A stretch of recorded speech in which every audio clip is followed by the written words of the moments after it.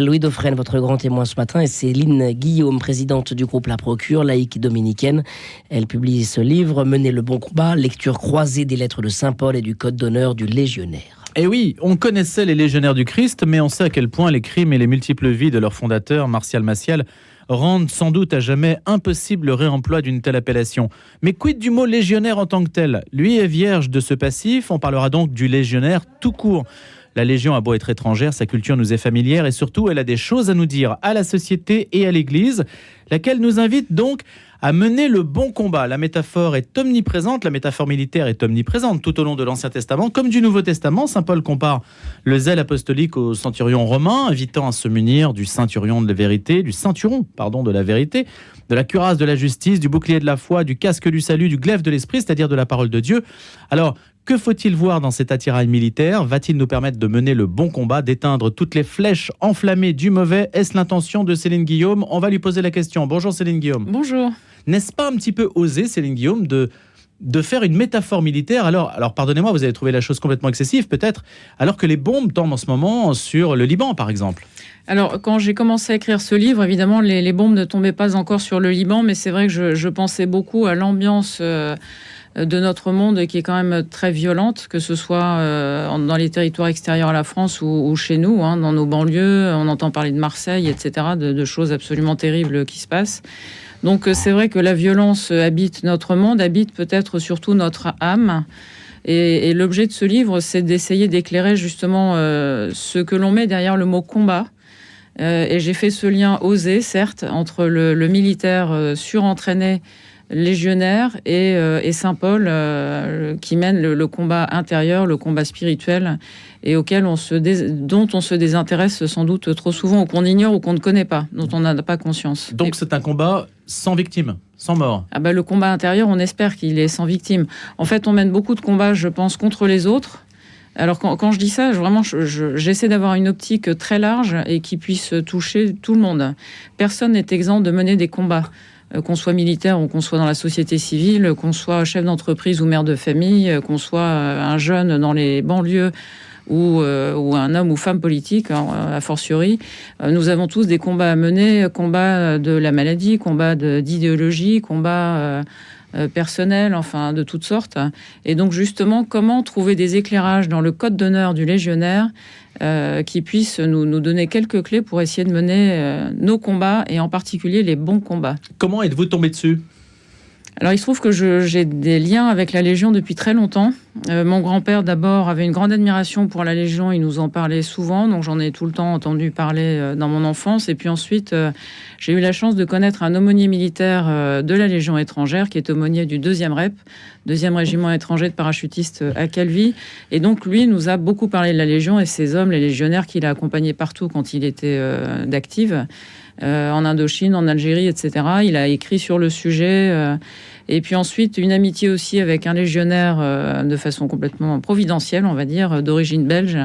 Et c'est vraiment par ce légionnaire, Képi Blanc, que j'ai vraiment découvert la trajectoire que pouvaient mener ces hommes depuis leur arrivée à la Légion et surtout ce qui les a animés pour entrer à la Légion jusqu'à cette vie qui leur est offerte, proposée, et qu'ils acceptent et qui peut les aider à justement trouver une forme de rédemption. Je sais que le mot est très fort, mais c'est ça. Ils ont souvent des parcours très cabossés avant d'arriver à la Légion. On ne sait pas ce qu'ils ont fait avant ?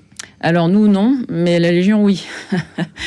Et c'est d'ailleurs très beau, ça me fait penser au frère Lataste, qui avait créé cette communauté de religieuses avec des jeunes filles de bonne famille et des jeunes filles qui sortaient de prison au 19e siècle, donc complètement étonnant, et personne ne connaissait le passé des unes ou des autres.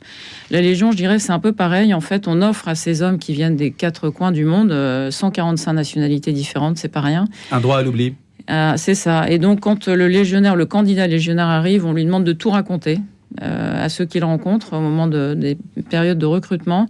Et puis après, on n'en parlera plus. Alors, s'il est retenu, parce que tous ne sont pas retenus, il y en a beaucoup qui sont écartés pour différentes raisons, mais celui qui est retenu aura le droit à une vie nouvelle, quitte à avoir une nouvelle identité d'ailleurs, et on lui donne une nouvelle chance. Alors, c'est quand même très strict. Le légionnaire, par exemple, n'adresse pas la parole de son propre chef à un officier de Légion, par exemple. Alors, ils ont une vie très stricte, effectivement, mais je dirais, ce qui m'a beaucoup touché aussi dans ce code d'honneur, c'est la liberté. Parce que l'article 1, et ça peut sembler très inattendu, on se dit, ils sont obligés d'obéir, etc. Alors d'abord, le mot obéissance, on peut en parler, la hiérarchie, l'autorité, etc. Mais ce qui est surtout très fort, c'est que l'article 1 de ce petit code d'honneur dit « Légionnaire, tu es un volontaire ». Et derrière ce mot volontaire, en fait, c'est toute la liberté qui est là et qui s'engage. Donc autant le légionnaire doit tout dire de son passé, de son histoire, autant la Légion doit aussi, elle, tout lui dire sur ce qu'il attend. Et si elle ne dit pas tout, il sera libre de ne pas rester ou de partir. Et lui, évidemment, s'il y a des choses qu'il n'a pas révélées et qu'on découvre après, il risque de ne pas rester non plus. Céline Guillaume, qu'est-ce qui peut être répliqué de l'univers de la Légion dans l'Église catholique, dont on dit qu'elle a des problèmes d'autorité, d'obéissance, de gestion de ses propres effectifs? Suivez mon regard, on parlera tout à l'heure du départ du père Jasseron. Alors en matière d'autorité, moi je retiens toujours cette phrase que mon grand-père nous a apprise, l'autorité vient d'en bas. Et je trouve que cette phrase s'applique aussi bien à des parents vis-à-vis de leurs enfants, quand on a des responsabilités en entreprise, a fortiori dans la Légion, dans l'armée, dans toute structure, mais aussi dans le monde politique. Je me dis c'est intéressant de toujours repenser à cette phrase, l'autorité vient d'en bas. Le Christ ne parlait pas de façon autoritaire, on dit, les évangiles le disent à plusieurs fois, il parlait avec autorité. Les pharisiens voulaient imposer leur autorité, mais le Christ parlait avec autorité, il ne l'a pas imposé aux gens. Et donc l'autorité, elle se reconnaît. Je pense qu'on a l'autorité que l'on mérite quelque part, ou que nos subalternes, ou les gens qui dépendent de nous, de notre libre arbitre et de nos décisions, vont nous reconnaître ou pas. Ça ne se décrète pas? Non, je crois pas. Non, vraiment, moi, l'autorité vient d'en bas et quand on veut l'imposer, ça marche un temps, mais ça marche pas durablement. Donc ça, c'est le premier enseignement. Oui, liberté, moi je reviens sur cette liberté. Aujourd'hui, que faisons-nous de notre liberté ? En y réfléchissant et en écrivant ce livre, alors on est toujours un peu à se questionner en se disant qu'est-ce que la liberté ? Est-ce que c'est de faire ce que je veux quand je veux ? Alors il y a des tas de gens qui le conçoivent comme ça, qui la conçoivent comme ça, mais je trouve ça assez pauvre finalement. Et ce que je trouve très beau dans l'exemple du légionnaire, c'est que finalement lui, sa liberté, il la met au service d'une cause, d'une mission, d'une vocation très particulière. Et finalement, moi je pense que la liberté, quand elle est bien exercée, engage. Alors ça peut sembler contradictoire, mais la liberté engage. Si je décide de m'engager dans le mariage ou dans une entreprise ou en politique, c'est librement que je m'engage. Je dois m'engager librement avant d'y aller. En revanche, une fois qu'on a pris cette décision librement et sans contrainte, eh ben on y va et puis il faut y rester. Et le légionnaire aussi à nous enseigner, parce que quand il entre dans la Légion, il y reste pour servir jusqu'au bout. Alors jusqu'au bout, mais il signe des contrats, il peut partir au bout de 15 ans, même s'il restera toujours dans la famille du légionnaire. Oui. Et s'il est en galère dans sa seconde vie, les légionnaires l'accueilleront toujours. Il y aura toujours un plat chaud quelque part. C'est ça. Vous connaissez bien la Légion. Bah écoutez... Non mais c'est ça. Oui, bien sûr. Je n'ai pas signé. Non mais la grande différence, Céline Guillaume, c'est que quand on entre dans la prêtrise...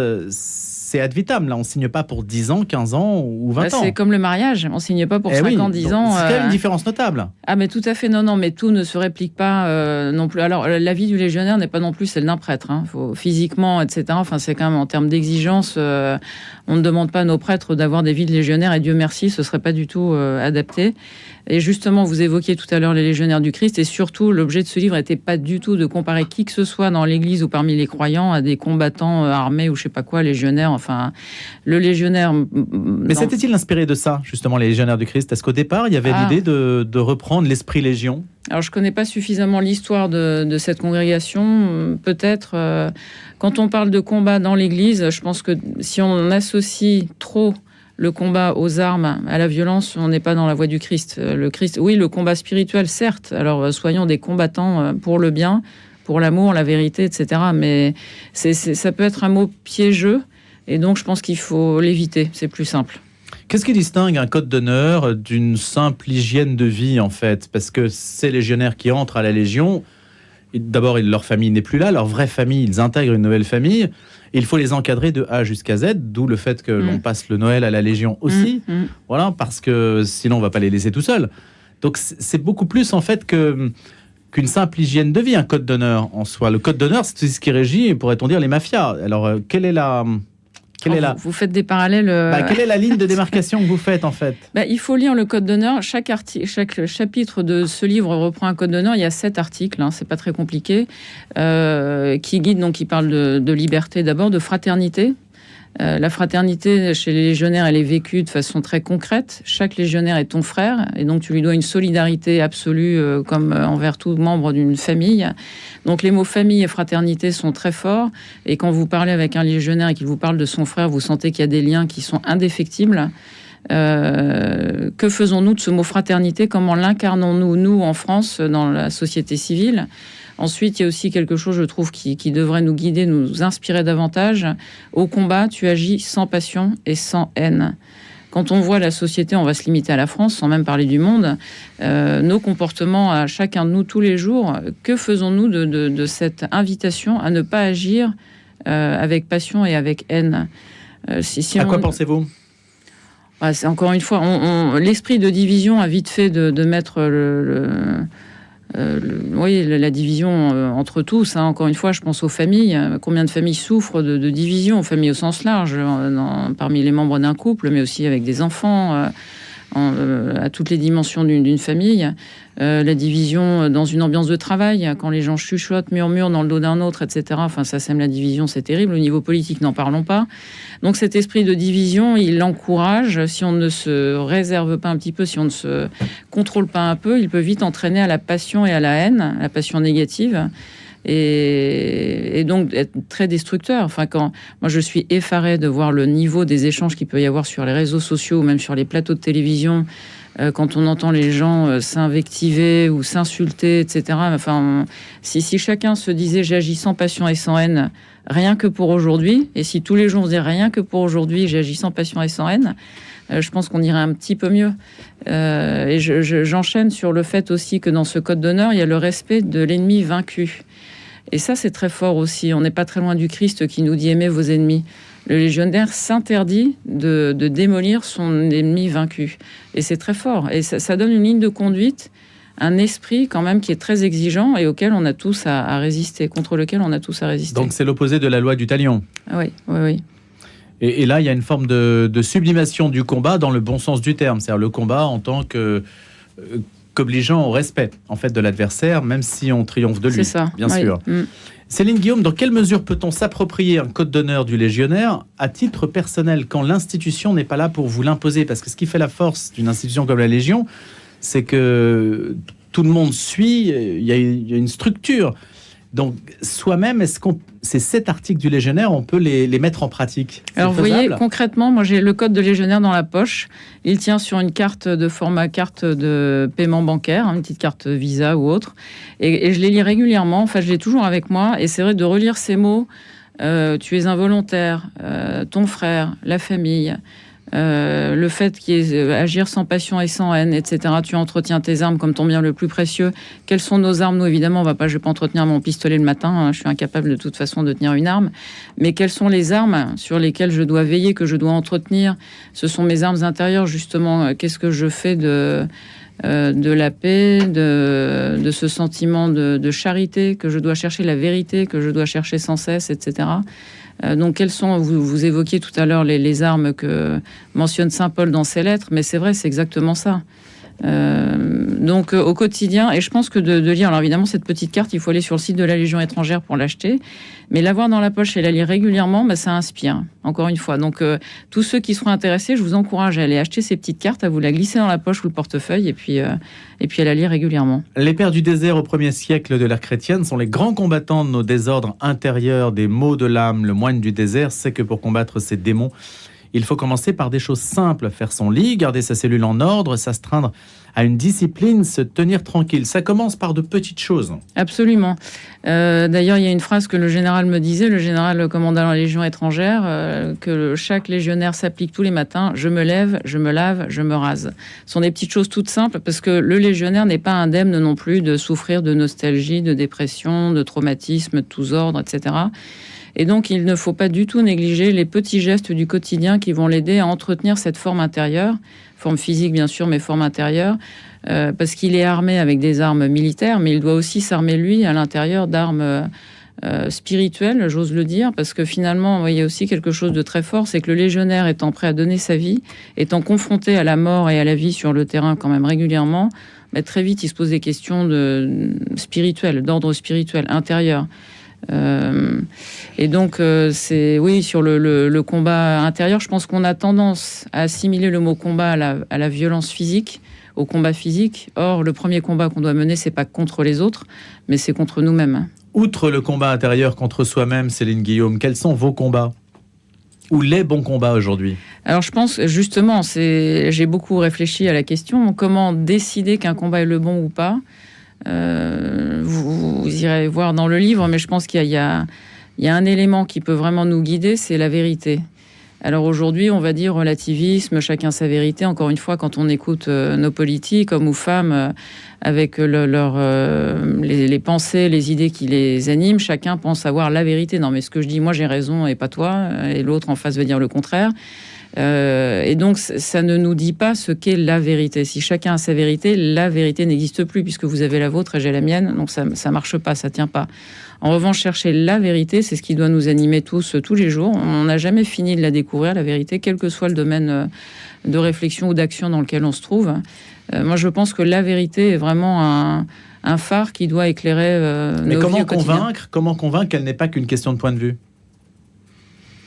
Parce que justement, elle ne m'appartient pas. C'est pas moi qui vais décider de la vérité. Je dois la chercher. Alors évidemment, en tant que croyante, la vérité, c'est le Christ.